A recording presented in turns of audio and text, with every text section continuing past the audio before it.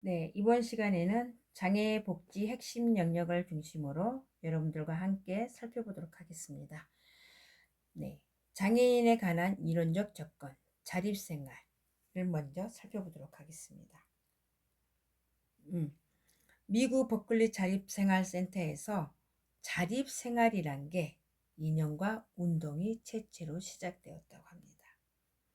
자, 장애인의 문제는 장애인 당사자가 가장 잘 이해하고 있으므로 스스로 선택권과 자기결정권을 신장하기 위해서 사회복지 서비스 제공에 있어 장애인의 주도적 참여가 보장되어야 한다는 이념입니다. 그렇죠? 본인 스스로가 가장 잘 이해하고 있으므로 스스로의 선택권과 자기 결정권을 신장하기 위해서 사회복지 서비스 제공에 있어 장애인의 주도적 참여가 보장이 되어야 된다라는 이념입니다. 자, 자립은 자신이 모든 가업을 수행하는 것이 아니라 장애인이 스스로 필요하는 원조와 지원을 다양한 지원 체계를 통해서 제공받음으로써 자립이 가능하게 되는 것이다 라고 이해하시면 되겠습니다. 자립생활센터에서 장애인이 자립적으로 생활하는 데 필수적인 다양한 서비스를 제공한다 라고 이해하시면 되겠습니다. 활동 지원 서비스 또는 동료 상담, 교통편의 제공, 자립생활 기술 훈련, 직업 훈련이 되겠죠. 정보 제공의 의뢰, 권익 응호, 주택 서비스 이와 같이 자립을 하는데 도움을 주는 역할을 하고 있습니다. 꼭 필요한 거죠. 활동 지원 서비스 외 신체적, 정신적인 움직임이 자유로움이 되지 않기 때문에 어려움이 있기 때문에 활동 지원 돌봄 서비스를 받아야 됩니다. 그렇죠? 그럼으로써 나의 힘든 부분을 상담을 받고 또는 이동을 하였을 때 이동 수단 서비스를 받아야 되겠죠. 그렇죠? 또 그럼으로써 내가 자립할 수 있도록 기술 훈련을 받음으로써 정보 제공 의료 해야 됩니다. 그렇죠? 권익 응호 나를 대신해서 누군가의 의견을 수렴을 해주거나 또는 응원을 격려해주는 권익 응호자가 필요한 부분이죠. 그렇죠? 또는 주택 서비스, 주거 서비스가 되어야 되는 자립생활에서 꼭 필요한 서비스라고 우리가 이해하시면 되겠습니다. 다음 소득 보장에 대해서 살펴보도록 하겠습니다. 네, 그래서 장애인 복지 핵심 영역 중심으로 살펴보면 6가지가 있습니다, 여러분. 그렇죠? 6가지 뭐가 있습니까? 자립생활,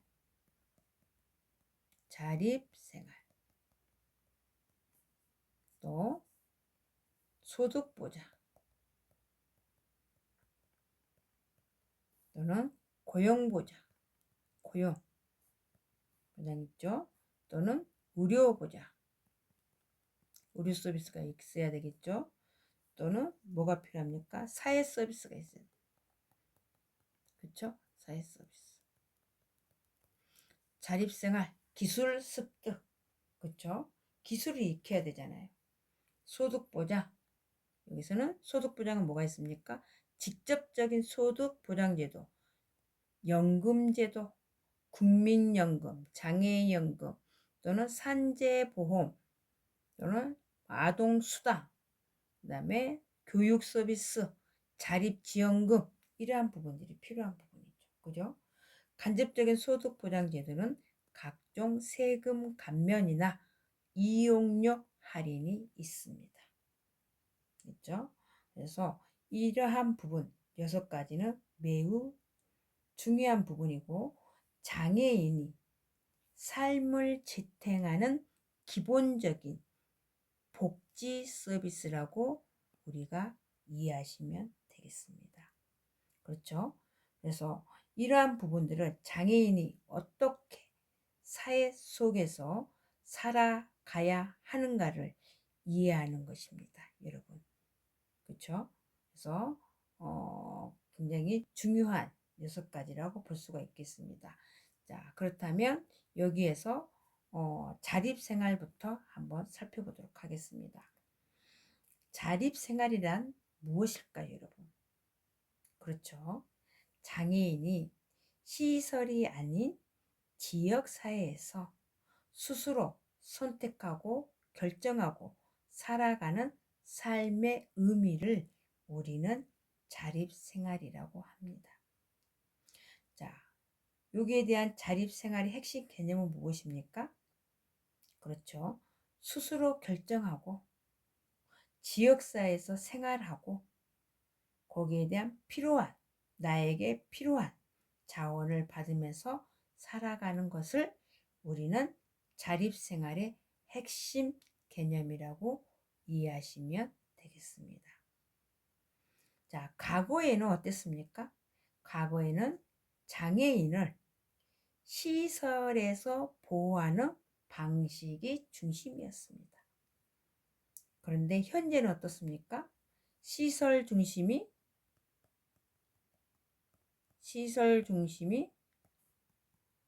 지역사회 중심으로 바뀌었습니다.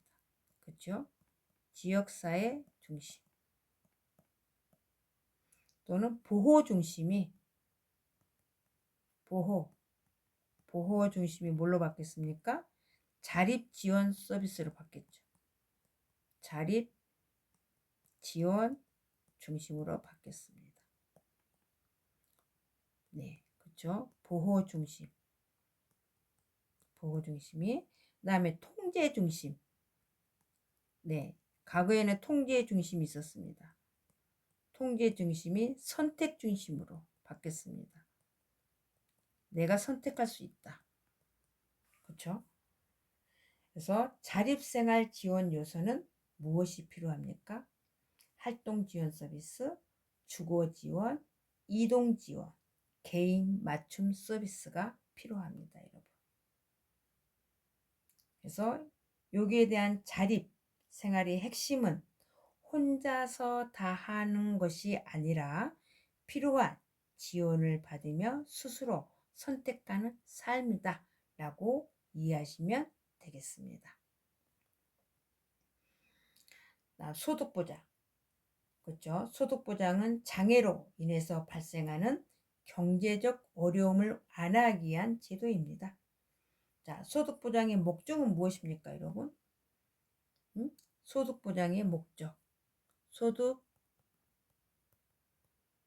소득보장의 목적은 무엇일까요? 그렇죠? 생활 유지잖아요. 기본 생활 유지.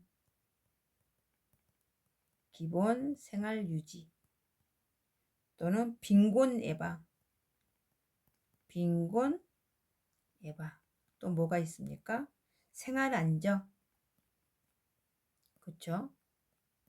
생활 안정. 이렇게 보시면 되겠습니다. 그래서 대표적인 게 뭐가 있습니까? 연금, 장애수당, 기초생활보장제도 이렇게 있다 보겠습니다. 그렇다면 문제점도 있겠죠? 지원 금액이 부족하다. 문제는 뭐가 있습니까? 문제. 지원이 부족하다. 지원 부족.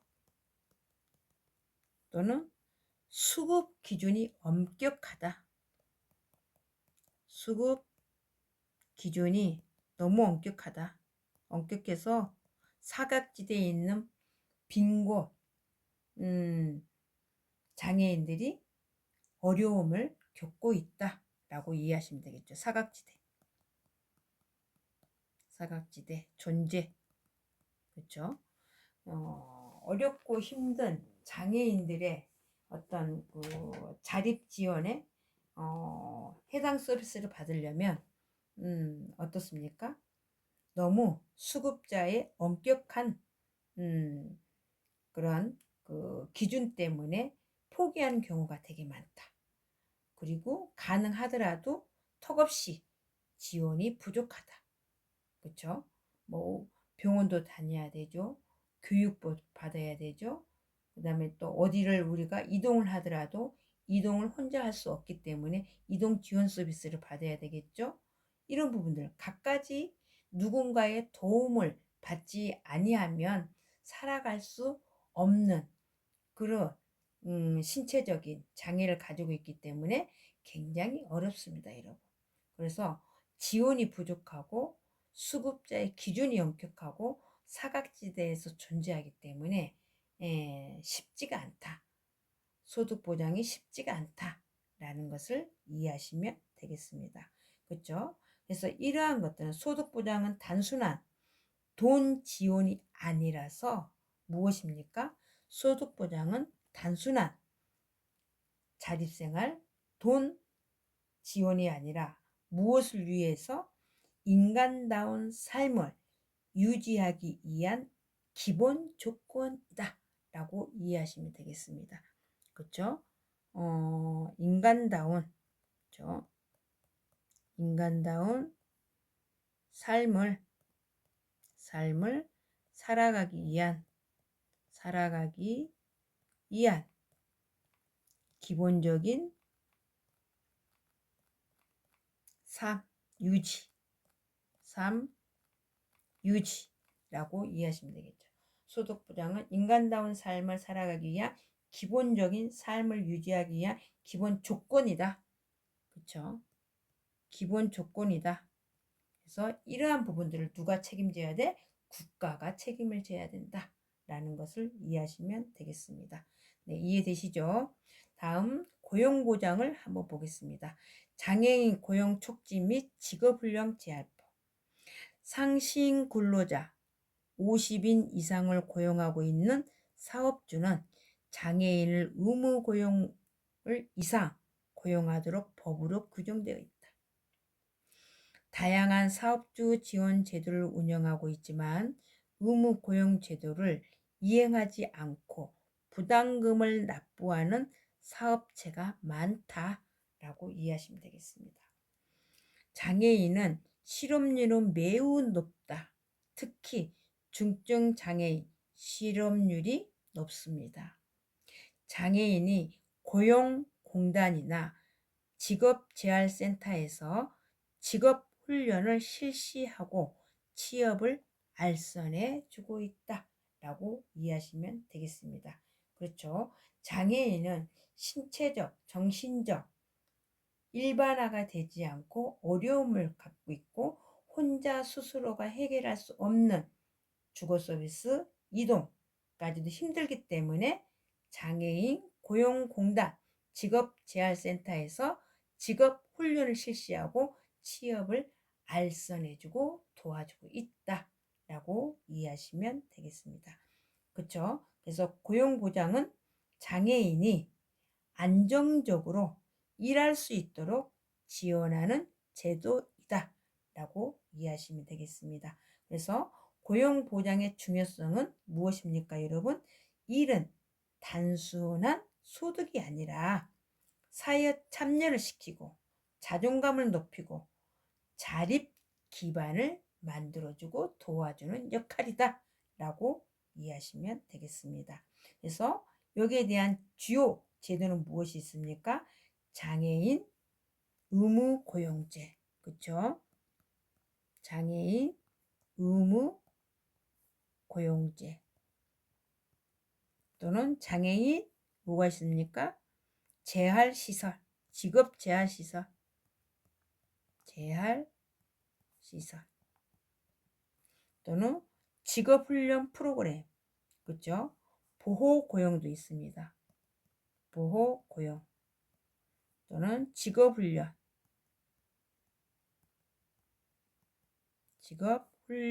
프로그램 기타 등등 주요 제도가 있습니다. 그래서 이러한 부분들의 현실에 문제성이 뭐가 있습니까? 그렇다면 문제도 있겠죠. 문제성은 뭐가 있어요? 문제는 고용률이 낮다. 그죠? 고용 낮다. 또 뭐가 있습니까? 단순직이 집중이다. 네. 단순직이 집중. 그렇죠? 장기적인 집중이 못하는 거죠. 그다음 또 뭐가 있습니까? 임금 격차가 있습니다. 그렇죠? 임금 격차. 또 뭐가 있습니까? 직장 내 차별. 직장 내 차별 있습니다. 그죠? 문제. 여러분들 의무교육 받으시죠? 네, 직장 내 차별. 네. 그래서 기타 등등 의무교육을 받고 있습니다. 그래서 여기에 대한 여러분 핵심 의미는 고용보장은 일자리 제공이 아니라 지속 가능한 노동 참여 구조를 만드는 것입니다. 라고 이해하시면 되겠습니다. 그렇죠? 그래서 다음은 교육보장입니다. 다음은 교육보장에 대해서 여러분들과 살펴보도록 하겠습니다. 기본적인 교육권을 향유하지 못하고 방치하는 장애인이 많고 무학을 포함한 중학교 이하 학력을 가진 장애인이 가반수로 나타나고 있습니다. 자, 교육은 직업과 소득에 직접적인 영향을 미치는 인적 자본으로 장애인의 자립에 중요한 요건입니다. 장애인 등에 대한 특수교육법, 유치원부터 고등학교 가정까지 의무 교육이며 만 3세 미만인 장애 영아 교육과 고등학교 이후 전공과 가정은 무상 교육을 받게 하고 있다 라고 이해하시면 되겠습니다. 다음, 교육 기회를 놓친 장애인에 대한 평생교육 지원이 필요하다 라고 이해하시면 되겠습니다. 그렇죠? 교육보장은 장애인인 차별 없이 교육받을 권리를 보장하는 것입니다, 여러분. 자, 교육보장의 원칙이 뭐가 있습니까? 통합교육이 있습니다. 그렇죠? 차별 없는 통합교육. 다음, 평등교육. 그렇죠? 평등교육. 차별 없는 평등교육. 기회. 또 뭐가 있습니까? 개별 지원. 네, 맞춤 서비스 개별 지원이 있습니다. 자, 여기에서 지원 내용이 있습니다. 뭐가 있습니까? 지원 내용은 교육이 있습니다. 지원 내용은 뭐가 있습니까? 특수교육. 그렇죠? 특수교육. 또 보조교사 지원. 그렇죠? 보조교사 지원. 또 뭐가 있습니까? 학습 보조기. 학습 보조기. 또는 개별 교육. 그렇죠? 개별 교육 계획. 네. 이렇게 있습니다. 그렇다면 여기에 대한 또는 여기에 대한 문제점은 뭐가 있을까? 그렇죠? 통합교육 형식화다. 통합교육은 있다고는 하지만 실상 현실에서는 통합교육이 이루어지지 않고 있다. 형식상으로만 있다. 이런 부분이죠. 그 다음 교육 인프라가 많이 부족하다. 그죠? 그 다음 교사 전문성이 많이 부족하다. 문제점이 있습니다. 그죠? 문제점이 뭐가 있어요? 문제. 통합교육 형식사. 이루어지지 않는 통합교육 형식화. 형식. 또 뭐가 있어요? 교육 인프라가 부족하다. 교육 인프라 부족. 또 뭐가 있습니까? 전문성. 교사 교사 전문성이 부족하다. 네. 그래서 이러한 분들이 있다. 그래서 여기에 대한 핵심 목표는 뭐가 있습니까? 의미는 교육 보장은 단순한 학습이 아니라 사회 참여의 출발점이다 라고 이해하시면 되겠습니다. 다음 의료보장에 대해서 함께 살펴보도록 하겠습니다. 의료급여법에 따라서 의료급여 수급권자인 장애인에게 본인 부담금 일부를 지원합니다. 장애인 보조기기 교부가 있고요. 장애 아동에 대한 재활 치료가 있습니다. 또는 바우처 지원 사업이 있습니다. 그렇죠. 바우처 사업 카드 주고 국가에서 카드를 지원하는데 현금이 아니고 이거 교육을 뭐 의료보장 뭐 교육 바우처 사업도 있습니다, 여러분. 그렇죠? 현금이 아닌 카드로 발급을 받아서 국가에서 지원해 주는 사업입니다. 그렇죠? 그래서 장애인 보조기구 구입 시 지원해 주는 사업이 있습니다. 예를 들어서 전동 휠체어 같은 거, 이런 부분들 국가의 보조기구 구입 시 지원해 주는 사업, 장애인 등록 진단비 지급 또는 희귀 난천성 질환 의료비 지원 사업 등 이런 부분들이 지원을 해드리고 있습니다. 그래서 의료보장은 장애 예방과 건강 유지, 치료를 지원하는 제도이다 라고 이해하시면 되겠습니다. 그렇죠? 예방과 건강 유지, 치료, 지원 제도라고 이해하시면 되겠습니다. 그래서 여기에 대한 목적은 무엇입니까? 목적은 건강 유지죠. 건강 유지. 다음 장애 악화 예방. 그렇죠? 또는 재활 지원.